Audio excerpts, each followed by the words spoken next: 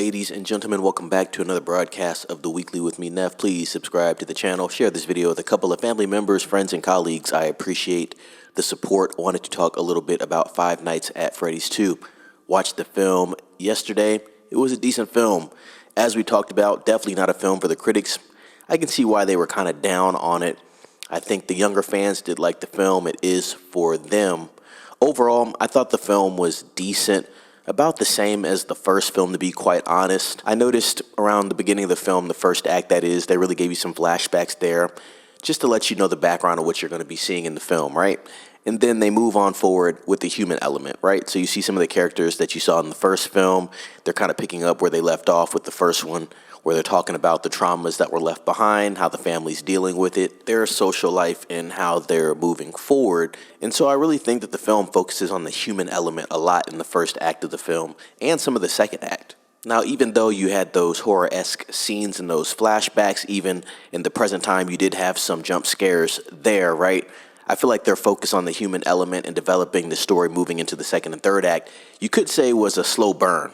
But I'd say once you get through that part and the film starts getting behind itself, I'd say around that second and third act, that's when the film starts to pick up.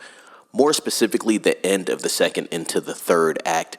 This film runs about an hour and 45 minutes. So I'd say at least the first 30 minutes, 35 minutes, kind of slow. One thing to note about this film, and I've heard multiple people say this, even asked someone very close to me about the film, they do say the lore doesn't match the games. I think the lore is matching more of the books, and so that's very interesting as well. Now, the person that I asked about this actually gave this film a better score than the first film. She gave the first film about a 6.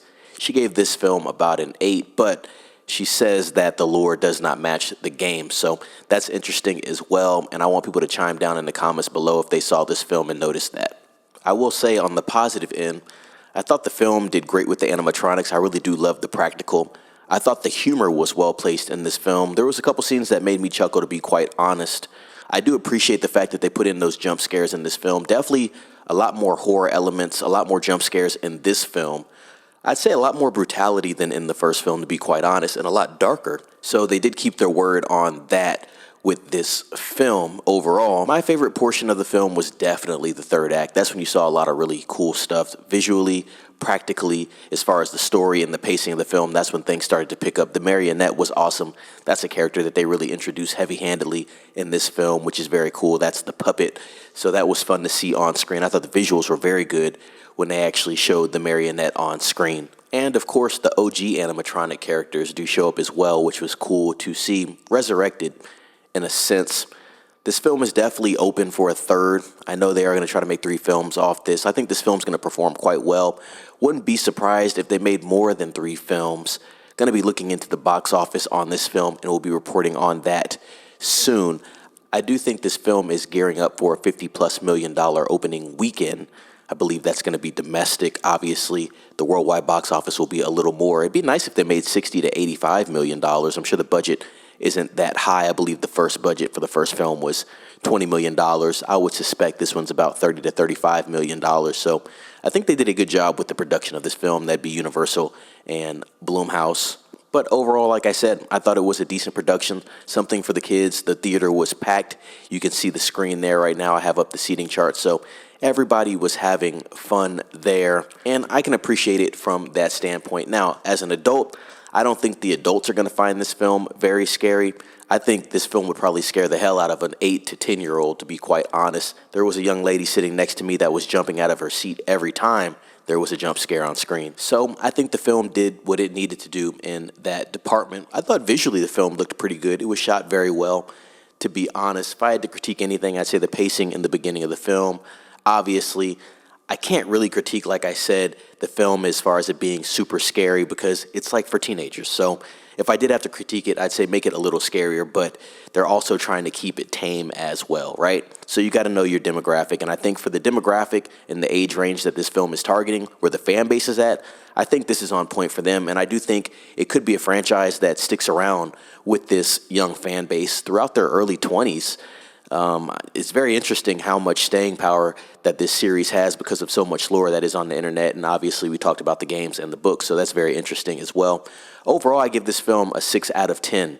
Not an indictment on the film, not that it's a bad film, but like I said, it's a film for teenagers. So that's how I'm grading it. But overall, not a bad film when it comes to quality of production and laying out what they want to lay out. I think the kids like this one. I think they like it more than the first one. I thought the first one had more crowd reaction, but I will say when we were in the theater, we did have a manager of the theater come in and make a statement saying, try to keep it down, be respectful of others in the theater. So maybe that played an impact in it, but there were people that were into the film, and there were more than a few kids dressed up as well. And I did notice some cheers and laughter, but I felt like the first film definitely had more crowd reaction, and it was still respectable. But I do think the kids did enjoy this film quite a bit. And with the way that this second film ended, I'm excited to see what they do in part 3. So hopefully they can get that taken care of by 2027 and that film gets released. Hopefully we don't have too much of a layover. Obviously, I think they are working towards that. So we'll be waiting for Five Nights at Freddy's 3, and I'll definitely be watching that film when they do release it. I want to see how they try to wrap everything up, or if they just keep making these films. Obviously, if they continue to generate profit, the studio has no reason to stop making these films, and there's plenty of lore to where you can just continue, right? We're only talking about so much the books of these films, right? Let's talk about the games, get into that. That could be cool as well. That could be an avenue for the storytelling, but we'll see if they take that route in the future. But yeah, I think the marionette was a very cool aspect of the film. Very cool character there. Awesome character. The lore behind the character. They go into the lore and they develop that character quite a bit. And it's not like they really flesh it out too much, but just enough for the audience to grasp onto it. Remember, a lot of this is second nature for the people that are watching this film, right? So they already know a lot about these characters. So they don't have to tell you too much in the film itself. But I thought they did do a good job of introducing that character onto the big screen on this level for the first time. So that was cool as well. Ladies and gents, let me know if you watched Five Nights at Freddy's 2 down in the comments. Definitely want to hear your thoughts on it. Let me know what you thought about this film compared to the first one, and also let me know if you're excited for the third installment of Five Nights at Freddy's. Please subscribe to the channel and like this video. It helps out a lot. Ring the bell for notifications and share this video. Definitely helps out the channel. Appreciate that support. Ladies and gents, that's been my review of Five Nights at Freddy's 2. If you got some kids in the house that do like this game, these books, this genre, and even the first film, right? Go ahead and take them to the film. I think they'll like it. I think they'll enjoy it. And I think it's a cool reason to get out of the house a little bit and enjoy something with the younger audience.